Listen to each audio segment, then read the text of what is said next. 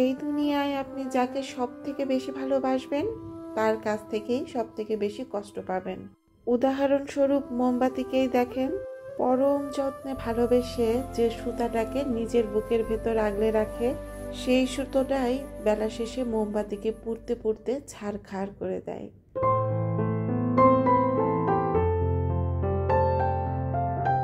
আসসালামু আলাইকুম, welcome back to my channel my daily life and kitchen থেকে আমি শিশির নতুন একটা ভিডিওতে ওয়েলকাম করছি। আশা করছি সবাই ভালো আছেন, সুস্থ আছেন। আমরাও আলহামদুলিল্লাহ ভালো আছি। সংসার জীবনে আমার মনে হয় প্রত্যেকটা গৃহিণীর প্রথম চিন্তা হচ্ছে আজকে কি রান্না করব। সকাল হলে লাখ টাকার প্রশ্ন, সকালবেলায় নাস্তায় কি হবে। নাস্তা শেষ করতে না করতে আরেক চিন্তা মাথায় ঢুকে যায় যে আজকে দুপুরে কি রান্না করব। বাজার তো কম বেশি সব বাসার ভেতরেই থাকে, কিন্তু কি দিয়ে কি রান্না করব এটা একটা বিশাল চিন্তার বিষয়। সংসারটা তো আমার একার না, সংসারটা তো দুইজনের। তো একা একা চিন্তা ভাবনা করে কেন মাথার চুল পাকিয়ে ফেলবো। মাঝে মাঝে সাফানের বাবার ঘাড়ে চাপিয়ে দেই।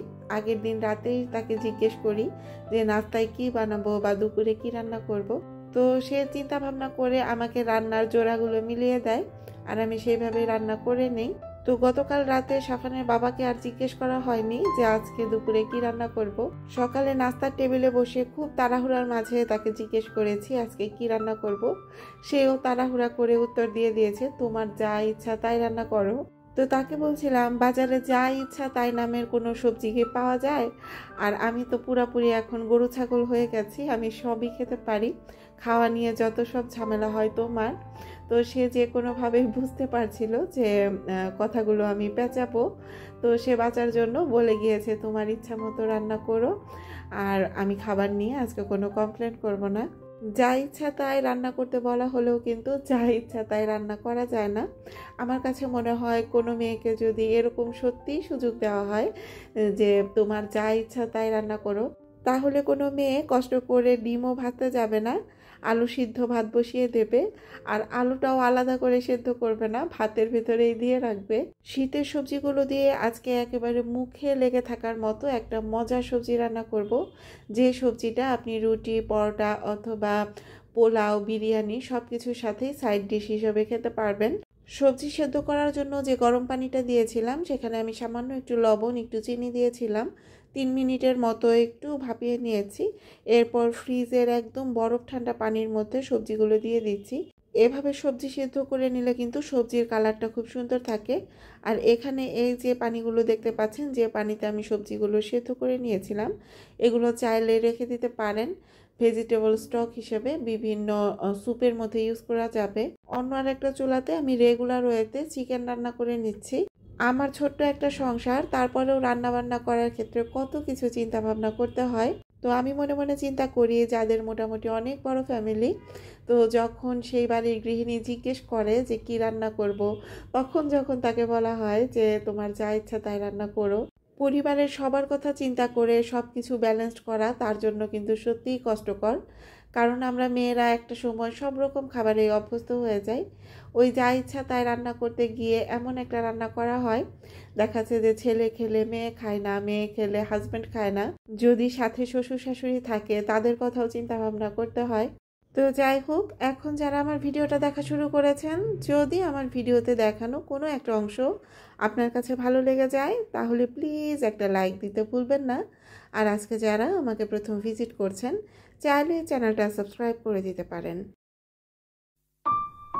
রান্না করার জন্য শখ করে কেনা ধরা খাওয়া কড়াইটা চুলার উপর বসিয়ে দিয়েছি। এই সবজিটা আপনি চাইলে তেল দিয়েও করতে পারেন অথবা বাটার ইউজ করতে পারেন। তো আমি বাটার দিয়ে রান্না করছি। বাটারের মধ্যে সামান্য একটু রসুন কুচি একটু ভেজে নিয়েছি। এরপর আদা রসুনের পেস্ট, সামান্য একটু পেঁয়াজের পেস্ট, পেঁয়াজ কুচি আর ধনিয়ার গুঁড়ি, জিরার গুঁড়ি আর একটু মরিচের গুঁড়ি দিয়েছি। এখন চিকেনটা একটু সুন্দর করে কষিয়ে নেব। চিকেনটা কষানো হয়ে গেলে আমি ধাপে ধাপে এরপরের মশলাগুলো এটাতে অ্যাড করব।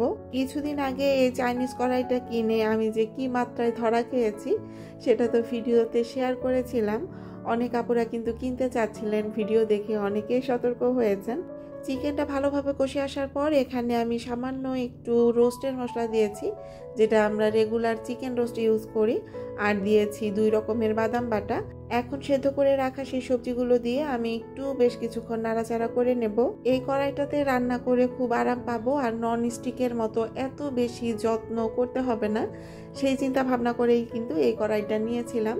কিন্তু সেই আশার তো একেবারে ঘুরে বালি। সেদিন আমি মামহিরা আপুর ভিডিও দেখছিলাম, আর ভিডিওটা দেখে আমি এত হাসছিলাম যে আপু আমার মতো চাইনিজ কড়াই কিনে চরম মাত্রার ধরম খেয়েছেন।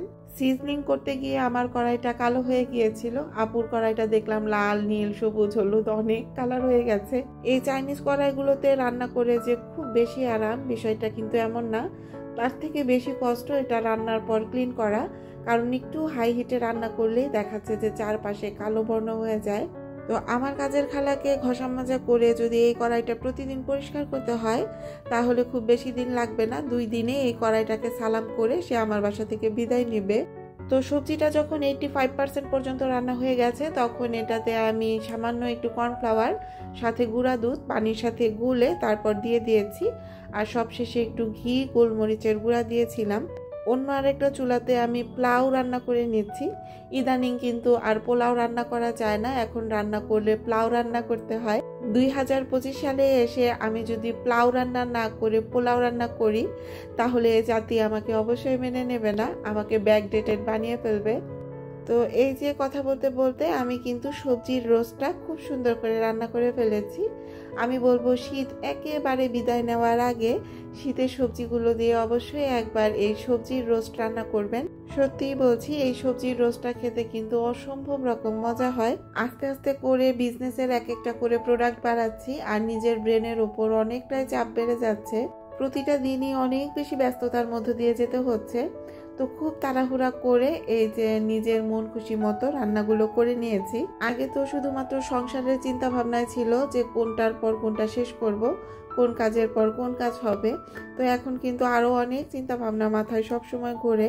যেসব আপু ভাইয়ারা খুব বিশ্বাসের জায়গা থেকে আমার কাছে প্রতিনিয়ত প্রোডাক্ট নিচ্ছেন, তাদের অর্ডারগুলো কিন্তু আমার কাছে আমানত হিসেবে থাকে। আপনাদের আমানতগুলো আমি যেন খুব ভালোভাবে আপনাদের পর্যন্ত পৌঁছে দিতে পারি। শুধুমাত্র প্রোডাক্ট কোয়ালিটি ভালো হলেই কিন্তু কাজ হয় না, আপনাদের পর্যন্ত জিনিসগুলো পৌঁছে দিতে এখানে অনেকগুলো বিষয়ে ব্রেন খাটাতে হয়। পেজের ঝোলা গুড়টা কিন্তু টোটাল স্টক আউট হয়ে গেছে। স্টক ক্লিয়ারেন্স দেবার পর অনেক কাপড়া কিন্তু ঝোলা গুড় চেয়েছেন, কিন্তু তাদেরকে আর পরবর্তীতে দিতে পারিনি।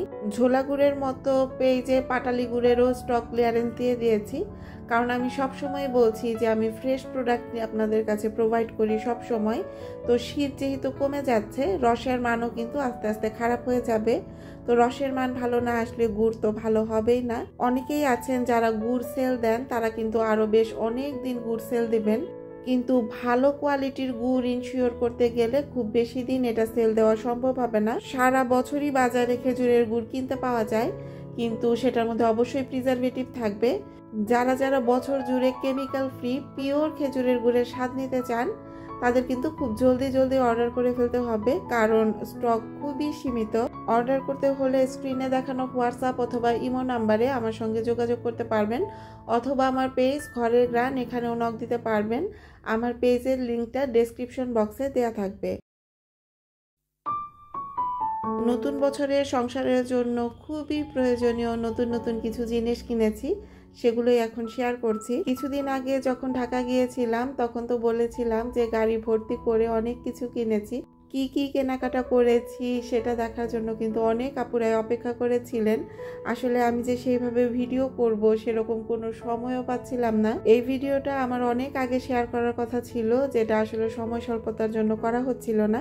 তো এখন এক এক করে দেখিয়ে দিচ্ছি। এখানে আমি একটা চামচের সেট কিনেছি। প্রথমে আমি শুধুমাত্র সিঙ্গেল চামচগুলোই নিতে চাচ্ছিলাম, তো পরবর্তীতে যখন দেখতে পেলাম এই সেটটা কেনা একটু সাশ্রয় হয়, মানে সিঙ্গেল চামচ কেনার থেকে, আমি এই সেটগুলো কিনতে চাই না একটা মাত্র কারণেই। এর আগেও 2টা স্পুন সেট কেনা হয়েছে। এই যে বাটার নাইফগুলো, এগুলো আমার বাসায় খুব একটা কাজে লাগে না, কিন্তু সাফানের বাবা সেটটা সহই নিতে বলছিল, তো সেই জন্যই সেট সহ নিয়েছি। এরপর এখানে নিয়েছি একটা খুবই সুন্দর আর কিউট সল্ট বক্স।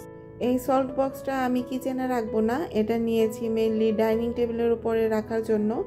আর এটা কিন্তু সম্পূর্ণটাই কাচের ছিল। আসলে আহামরি দামি অনেক জিনিস যে কিনবো সেটা হয়তো সবসময় কিনতে পারি না, কিন্তু নিজের সাধ্য সামর্থ্যের নাগালে যে সমস্ত জিনিস থাকে তো সেগুলো কিন্তু আসলে পছন্দ হলে নিয়ে আসি। রুটি পরোটা ভাজার যে আমার তাওয়াটা সেটার তো দফা রফা করে দিয়েছে আমার কাজের খালা। তো সেটার জন্য তো আমার খুব মন খারাপ হয়েছিল, ভিডিওতে দেখিয়েওছিলাম। তো আমার একটা প্যানের দরকার ছিল রুটি পরোটা ছেঁকার, তো সেই জন্য এই প্যানটা নিয়েছি। তো এটা দিয়ে কিন্তু ইন্ডাকশনে অথবা চুলায় দুই জায়গাতেই রান্না করা যাবে। এরপর নিয়েছি একটা স্প্যাচুলা বা খুন্তি, এটা আমি ইচ্ছাকৃতভাবে স্টিলের নিয়েছি আর এটার হ্যান্ডেলটা উডের ছিল। কম বেশি সব জিনিসই রান্নাঘরে থাকে, কিন্তু এক এক সময় এক একটা দিয়ে কাজ করতে এক এক রকম সুবিধা হয়, এই জন্যই কিন্তু থাকা জিনিসগুলোও একটু আপডেট করার চেষ্টা করছি। আর এটা নিয়েছি আমার সংসারের সব থেকে প্রয়োজনীয় জিনিস, যেটা সত্যিই আমার অনেক বেশি দরকার ছিল। প্রায় সময়ই দেখাচ্ছে যে বড় বড় হাঁড়িতে রান্না করতে হয়, বাসায় যখন মানুষজন বেশি হয় তখন আসলে বড় বড় হাঁড়ি পাতিলের প্রয়োজন পড়ে। তো আমি হচ্ছে এমজিসির এই 40 সেন্টিমিটারের এই হাঁড়িটা নিয়েছি। তো এটা কিন্তু সম্পূর্ণটাই মার্বেল কোটিং ছিল, সম্ভবত 5.5 থেকে 6 কেজি পর্যন্ত রান্না করা যাবে। অনেক আপুরাই কিন্তু ভিডিওর কমেন্ট বক্সে জানতে চান আপু ননস্টিকের হাঁড়ি পাতিল কোন ব্র্যান্ডেরটা ভালো হবে। তো আমি যেহেতু এমজিসি এর আগেও ইউজ করেছি, সত্যি কথা বলতে এই ব্র্যান্ডের হাঁড়ি পাতিলের উপরই আমি পুরোপুরিভাবে স্যাটিসফাইড। আমার কাছে ব্যবহার করে খুব বেশি ভালো লেগেছে। যদিও এই ব্র্যান্ডের হাঁড়ি পাতিলের দামগুলো একটু বেশি থাকে, কিন্তু কোয়ালিটি খুবই ভালো মানের থাকে। আমি তো খুবই আনাড়ি একজন রাঁধুনি, তো যখন বেশি মানুষের জন্য রান্না করতে হয় স্টিলের বা সিলভারের বড় বড় হাঁড়িতে যখন রান্না বসাই, বেশিরভাগ সময়ই আমাকে অনেক রকম প্রবলেম ফেস করতে হয়। দেখাচ্ছে যে নিচে পোড়া লেগে যায়, তো সেই ভয়টা থেকে বাঁচার জন্যই কিন্তু এত বড় হাঁড়িটা নিয়েছি। আমি নতুন ওভেনটা কেনার সাথে সাথে আমার প্রিয় লিপি আপু আমাকে বলেছিলেন যে শিশির সোনা, ওভেনে খাবার গরম করার জন্য বা রান্না করার জন্য একটা ঢাকনা পাওয়া যায়, সেই ঢাকনাগুলো কিনে নিও। তো আমি আসলে এমন একটা জায়গায় থাকি, না মফস্বল না গ্রাম না শহর, এখানে কিন্তু সব জিনিস আসলে সব সময় পাওয়া যায় না।